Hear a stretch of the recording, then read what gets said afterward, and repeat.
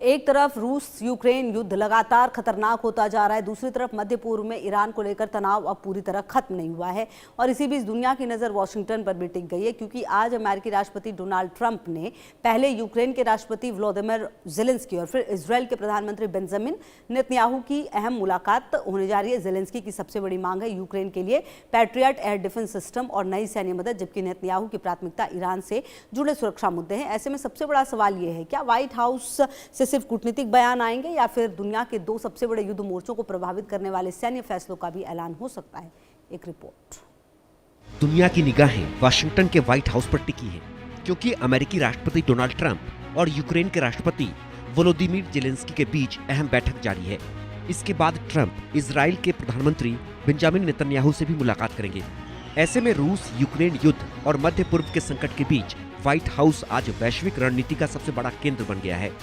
Patriot air defence system और interceptor, रूस के मिसाइल और ड्रोन हमलों से सुरक्षा, यूक्रेन में पैट्रियट इंटरसेप्टर का सह उत्पादन, अमेरिका और यूक्रेन ड्रोन डील, दीर्घकालिक सुरक्षा गारंटी। रूस के लगातार ड्रोन और बैलिस्टिक मिसाइल हमलों के बीच ज़ेलेंस्की की सबसे बड़ी प्राथमिकता यूक्रेन की एयर डिफेंस क्षमता बढ़ाना है। इसके अलावा वे ट्रंप प्रशासन से ड्रोन निर्माण, रक्षा उद्योग में साझेदारी और भविष्य की सुरक्षा व्यवस्था पर भी ठोस प्रतिबद्धता चाहते हैं। माना जा रहा है कि बैठक में इन सभी मुद्दों पर विस्तार से चर्चा हो रही है, लेकिन फैसला इतना आसान नहीं है, क्योंकि अमेरिका के सामने भी चुनौती कम नहीं है।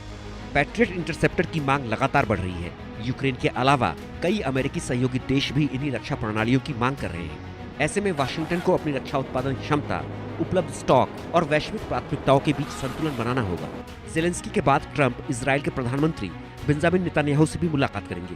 नेतन्याहू पहले ही कह चुके हैं कि उनकी बातचीत का सबसे बड़ा मुद्दा ईरान होगा। साथ ही इजराइल की सुरक्षा, क्षेत्रीय हालात और मध्य पूर्व की रणनीति पर भी चर्चा होगी। इसी वजह से आज की दोनों बैठकों को दुनिया बेहद करीब से देख रही है, क्योंकि एक तरफ रूस यूक्रेन युद्ध है तो दूसरी तरफ ईरान और इजराइल से जुड़ा सुरक्षा संकट।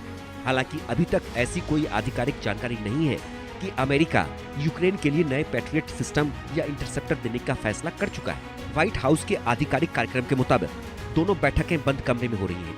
इन्हें शुरुआत में मीडिया के लिए नहीं खोला गया है। हालांकि ट्रंप कई बार आखिरी समय में प्रेस को बुला लेते हैं, इसलिए बैठक के बाद मीडिया संबोधन या किसी बड़े ऐलान की संभावना से इनकार भी नहीं किया जा सकता। लेकिन फिलहाल इसकी आधिकारिक पुष्टि नहीं हुई है। लेकिन इस पूरी कहानी में सबसे बड़ा सवाल सिर्फ हथियार देने का नहीं, बल्कि उन्हें बनाने की क्षमता का भी है।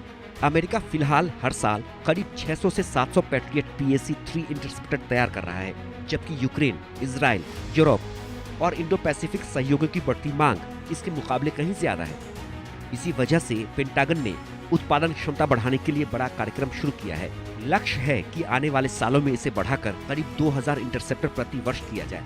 लेकिन रक्षा विशेषज्ञों का मानना है कि उत्पादन बढ़ने के बावजूद वैश्विक मांग इतनी अधिक है कि अमेरिका को अब भी यह तय करना पड़ेगा कि पहले किस सहयोगी को प्राथमिकता दी जाए। यही वजह है कि ट्रंप और ज़ेलेंस्की की बैठक सिर्फ नए हथियारों की मांग नहीं, बल्कि अमेरिका के डिफेंस इंडस्ट्रियल बेस की वास्तविक क्षमता की भी परीक्षा मानी जा रही है। फिलहाल पूरी दुनिया की नजर व्हाइट हाउस पर है, क्योंकि यही तय हो सकता है कि यूक्रेन को नई अमेरिकी सैन्य मदद मिलेगी या नहीं, और ईरान को लेकर अमेरिका इजराइल की अगली रणनीति क्या होगी। अब इंतजार है बैठक खत्म होने का, क्योंकि उसके बाद आने वाला हर बयान रूस यूक्रेन युद्ध और मध्य पूर्व दोनों मोर्चों की दिशा तय कर सकता है। Bureau report, India news.